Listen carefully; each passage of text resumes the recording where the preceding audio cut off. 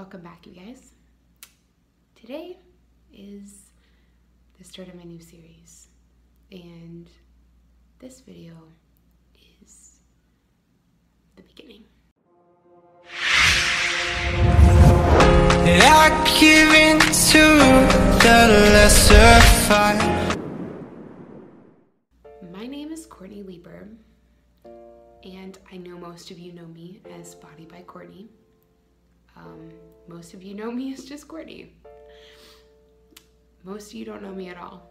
Today, my goal is to hopefully change your minds, open your heart, and try to relate to you in a way for people who are struggling with the same things that I struggle with. If you do not know me, I was 230 pounds in 2013. I lost over 115 pounds in about 2 years. Competed in my first bodybuilding show in 2015 and competed in my second one, getting 4th place in 2016. After my second show, I was not the same person. I was angry and I was sad because I wanted to stay on a diet that I couldn't maintain. I was angry that I didn't accomplish what I wanted, and I was broken. I am a victim of body dysmorphia, and body dysmorphia is basically you not liking the presence of your own body, you thinking your body looks completely different to what it actually looks like. Your mind giving you this illusion that you are this ugly, fat, not portioned right person. And so my story starts here. It starts with my show. A week after my show, I waited to weigh myself, and when I stepped on the scale, I stepped off fast as I've ever stepped off, and I just cried because I had gained 15 pounds in the course of a week, and I knew it was water weight. I knew it was undigested food. I knew it was all of that. I knew that my body was just eating more, and it was trying to catch up to where I left off, and I couldn't function. I couldn't look at myself. Another week goes by, and I am in the mirror looking at myself and grabbing my skin. I'm looking at my stomach and thinking, you had an 8-pack 2 weeks ago. Where is that at? It got to the point where I walked in the bathroom and I walked past the mirror and I didn't even look at myself. Got to the point where I got rid of my mirror in my room, and I didn't wear makeup. I didn't put myself together, and I couldn't take a picture. After a few weeks, I noticed depression coming back, hitting me really hard, and so I finally got some help and kept it very secret. I'm too proud to say that I need help because I had already been through that before. I'd already been in the mental institution. I've already been to a therapist. I've already been labeled as crazy. Why go back and label myself even more? First day I went in, that therapist knew that they knew right away that I was lying. They knew I was not happy. I tried so hard to fake it. I just walked in like, you know, this is me, I'm Courtney, like, But she saw past it. She's like, why are you here? Because no one sent you here. You got into this yourself. Why are you here? And I just said, I don't know. I need help because I'm not the same person, and I don't know what to do. Sat back and I'm like, yeah, but there's more to that. there's more to this story. And I mentioned what I had been going through lately, and I asked if that was normal after, dieting for so long, and she decided to pull up some facts about bodybuilding that I never wanted to see in my entire life. It really turned me off to the sport. It said that about 75 to 80% of women who compete in bodybuilding end up going into a depression and end up having body dysmorphia or some sort of disorder. She's like, from what it sounds like, you may have some issues. And I was like, no, I've already been through this. No, I'm not. No, there's nothing wrong with me. And it was complete denial. And finally, I left there, went home, and I'm like, no, I can't. I don't have it. I'm fine. I'm just sad right now. Everyone gets sad after they die. Everyone has that moment. And went on for a few days and noticed that I wasn't eating as much.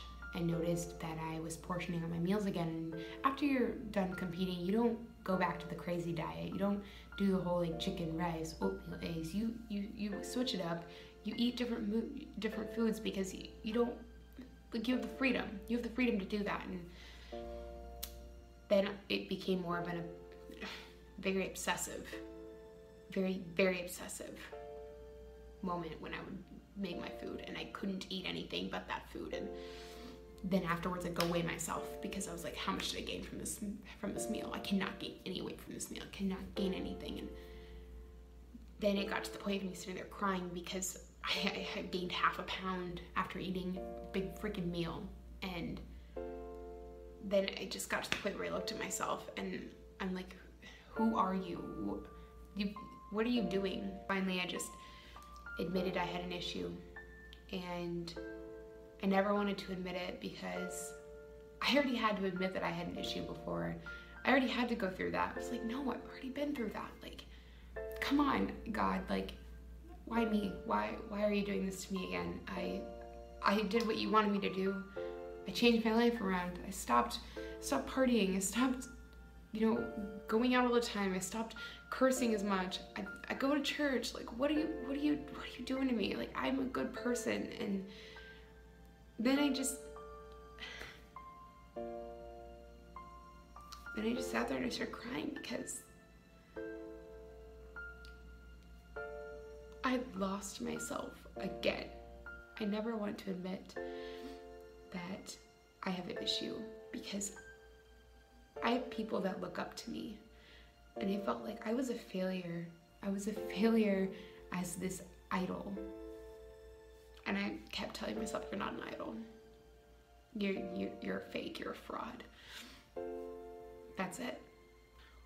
One day I went to my therapist and I had said, I want to make this public. I want to share this journey because this is the hardest thing I've ever had to do. And she was very afraid of me doing that because people have opinions, and some opinions I'm not gonna like, and that's just the reality of it.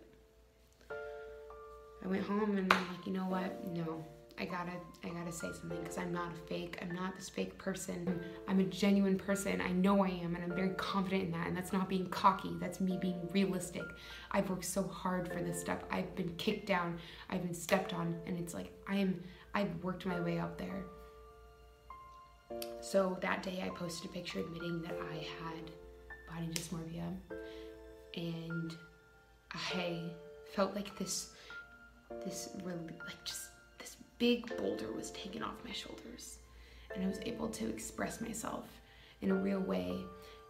And that's when everyone started flooding in. That's when it started growing. That's when this army of people started growing that are following me. And I just sat back and I'm like, what? Why?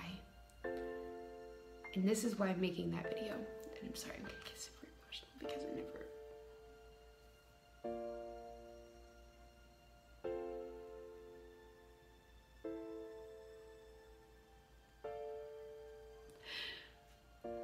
Because I received so many messages with girls who could relate to all of this.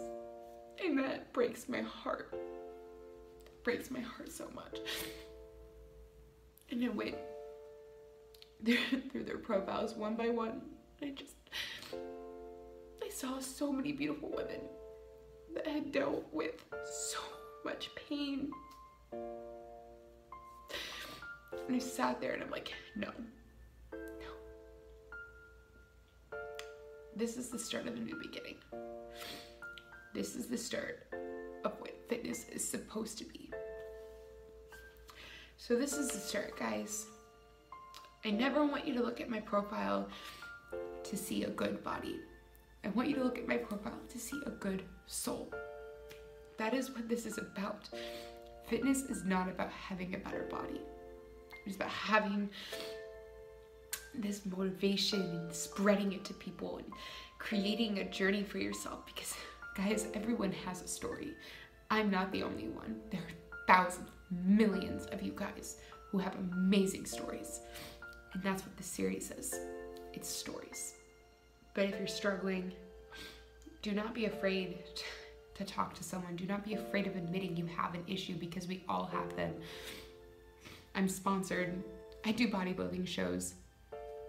I go to school. I have great grades. I have a future for myself, but I have issues. I have my issues, guys. You don't have to be this perfect person. You never have to portray yourself as this person who has their shit together. My shit's everywhere. My shit is everywhere. And I'm totally fine with that. This series is going to be an amazing one. And I want you to listen carefully, because this is the important part. You're all involved. This is not me, myself, and I. I want you guys to share your stories. And what I mean by that is message me, email me, and submit a video of you telling your story. Raw, unedited, you explaining what you've been through. Because there's someone out there that is dealing with the same things that you are, or at least can relate to them. And if you speak up, you save a life. And that is the point of this. It is not to show you how to get a better butt or how to get abs.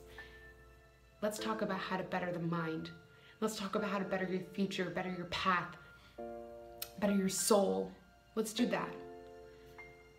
I am so humbled to have this opportunity to basically change the industry, and that's what my goal is.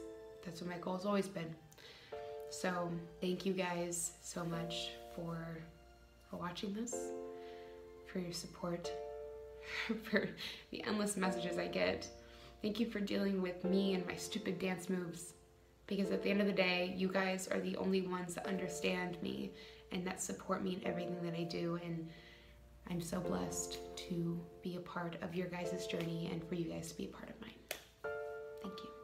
I love you all.